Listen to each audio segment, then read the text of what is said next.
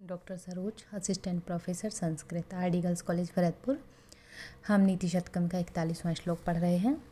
यस्यास्ति वित्तं स नरः कुलीनः स पंडितः स श्रुतवान् गुणज्ञः स एव वक्ता स च दर्शनीयः सर्वे गुणाः कांचनम आश्रयन्ति। इस पद्य में कवि धन की सर्वगुण आश्रयता का वर्णन कर रहे हैं। कहते हैं, यस्य जिसके पास वित्तम अस्ति धन है, सह नरः वही मनुष्य कुलीनः उच्च कुलोत्पन्न है, सह पंडितः जिसके पास धन है वही बुद्धिमान है, पंडित है, ज्ञानी है, श्रुतवान वही शास्त्रों का ज्ञाता है, गुणज्ञः वही गुणों को जानने वाला है, गुणवान है, स एव वक्ता वही कुशल वक्ता है, सह च दर्शनीय वही सुंदर है, दर्शनीय है, सर्वे गुणाः इस प्रकार से सारे ही सद्गुण जो हैं, सारे ही गुण जो हैं, कांचनम यानी कि स्वर्ण में यानी कि धन में आश्रयंती आश्रय लेते हैं। तो यहाँ कह रहे हैं सामान्य जन धन को ही प्रतिष्ठा का आधार मानते हैं।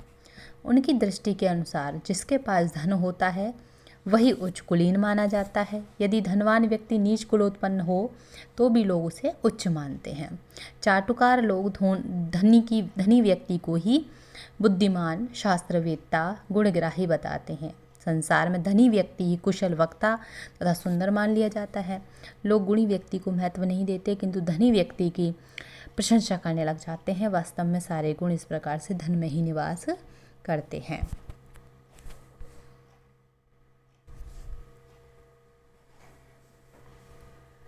दौर मंत्र्यान निरपतिर्विनश्यति यतिः संगात सुतो लालनाद विप्रो अनध्ययनात् कुलं कुतन्यात् शीलं खलोपासनात् रीमद्यादनवेक्षणादपि कृषिः स्नेहे प्रवासाश्रयात् मैत्री चा प्रणयात् समृद्धिरनयात् त्यागात् प्रमादात् धनम। इस पद्य में कवि कई वस्तुओं के विनाश के कारणों की चर्चा करते हुए धन के विनाश का हेतु बताते हैं। निरपति ही राजा, दौर मंत्र्यात कुमंत्रणा के कारण विनश्यति नष्ट हो जाता है। अगर कोई राजा है, अगर उसको सही मंत्रणा वाला कोई व्यक्ति नहीं मिलता है, कोई ऐसा व्यक्ति जो उसको सही सलाह दे सके, ऐसा व्यक्ति नहीं मिलता है तो नष्ट हो जाता है। यति ही सन्यासी महात्मा संगात आसक्ति के कारण नष्ट हो जाता है। पुत्रः लालनाथ पुत्र को यदि अधिक लालन पालन दो तो वो बिगड़ जाता है। विप्रः ब्राह्मण अनध्ययनात् अध्ययन नहीं करने से नष्ट हो जाता है। कुलम उच्च कुल हो या उच्च वंश हो, कुतन्यात् कुपुत्र होने के कारण नष्ट हो जाता है। शीलम अच्छा चरित्र, सात्विक स्वभाव, खलोपासनात् दुष्टों की संगति से नष्ट हो जाता है। हिरी लज्जा मद्यात मद्यपान करने से नष्ट हो जाता है। कृषि ही अपि खेती भी, कृषि भी अनवेक्षणात् देखभाल नहीं करने से नष्ट हो जाती है। स्नेह प्रेम भी प्रवास आश्रय दूर चले जाने पर धीरे धीरे समाप्त हो जाता है। मैत्री मित्रता भी अप्रणयात प्रेम के अभाव में नष्ट हो जाती है। अब समृद्धि ही संपत्ति अनयात अनीति से, और धन जो है त्यागात बहुत दान से, प्रमादात और लापरवाही से नष्ट हो जाता है।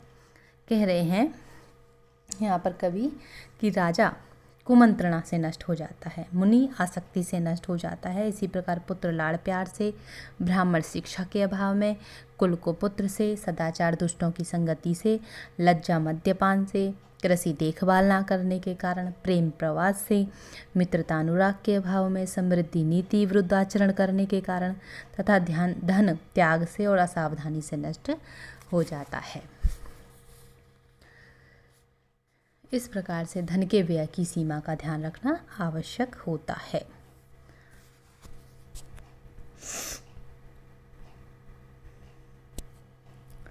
दानं भोगो नाशस्तिस्रो गतयो भवन्ति वित्तस्य यो न ददाति न भुंक्ति तस्य तृतीया गतिर्भवति।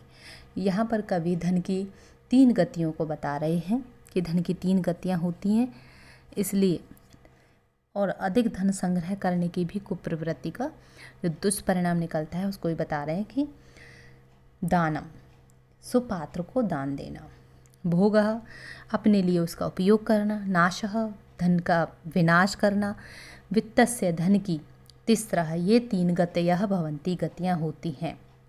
दान करना, भोग करना और विनाश।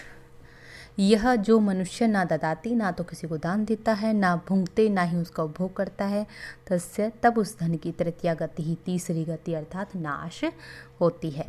लक्ष्मी चंचला होती है। धन सदा, आपने देखा ये चंचल होता है, धन सदा एकत्र स्थिर नहीं रह सकता है। उसकी 3 स्थितियाँ होती हैं, दान, भोग और नाश। मनुष्य धन का 2 तरह से सदुपयोग कर सकता है, चाहे तो वे सुपात्र को दान कर दे अथवा अपने उपभोग के लिए धन व्यय कर दे, किंतु जो दोनों कार्य नहीं करता उसके धन की तीसरी गति हो जाती है और उस कृपण का धन ऐसे ही व्यर्थ नष्ट हो जाता है।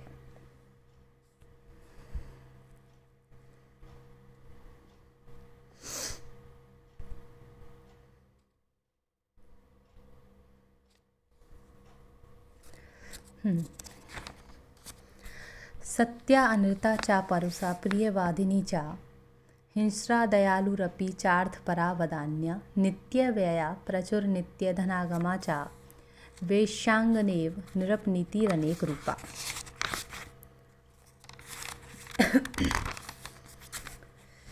सत्या अनृता चा, कहीं कहीं सत्या सत्यभाषिणी होती है और कहीं कहीं अनृता मिथ्याभाषिणी होती है। परुषा कहीं पर कठोर, प्रियवादिनी चा कहीं पर मधुर बोलने वाली, कहीं हिंस्रा हिंसक, अपीचा दयालु कहीं पर दयालु भी होती है।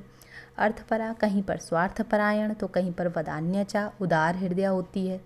नित्य व्यया बहुत खर्च करने वाली होती है कहीं प्रचुर नित्य धनागमाच और कहीं पर अत्यधिक धन को आगम करने वाली, अर्जित करने वाली होती है। इस प्रकार से यह निरपनीति राजनीति जो है वारांगना एवं वार वनिताओं की तरह अनेक रूपों वाली होती है।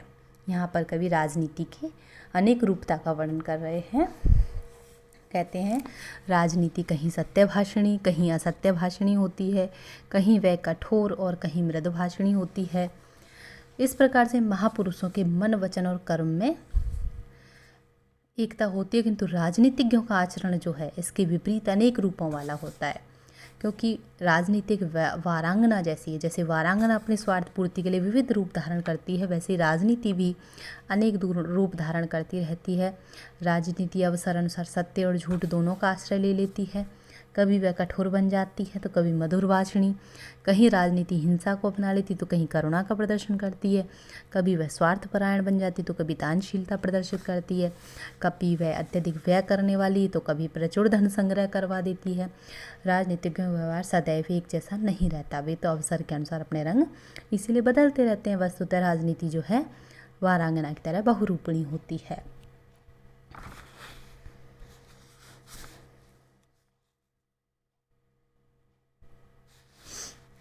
अगला श्लोक है आज्ञा कीर्ति ही पालनम ब्राह्मणानां दानं भोगो मित्र संरक्षणं च येषाम् एते षड्गुणाः न प्रवृत्ताः को अर्थस्तेषां पार्थिवोपाश्रयेण।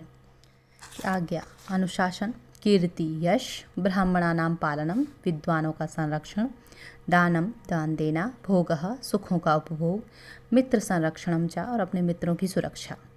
एते ये षड्गुणाः, ये 6 गुण, ये शाम जिन राजाओं में न प्रवृत्तः नहीं प्राप्त होते हैं, उपलब्ध नहीं होते हैं, तेषाम उन राजाओं के उपाश्रयण सेवा कार्य से, उन राजाओं का सेवा करने से को लाभ, क्या लाभ है, क्या प्रयोजन है।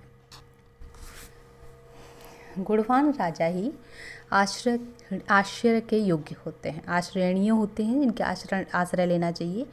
आदर्श राजा में ये 6 गुण विद्यमान रहते हैं। प्रथम गुण है जिसकी आज्ञा का निर्बाध रूप से पालन हो। सामर्थ्यवान राजा की आज्ञा का कभी कोई उल्लंघन नहीं करता, ऐसा दृढ़ अनुशासन राजा की प्रथम विशेषता है। शुभ कार्यों से यश प्राप्त करना राजा की दूसरी विशेषता है।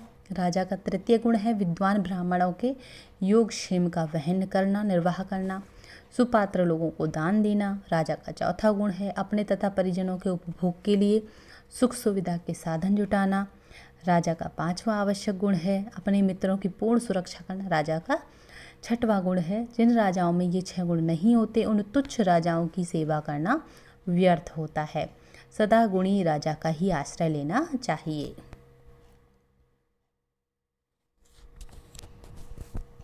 आज के लिए बस इतना ही, धन्यवाद।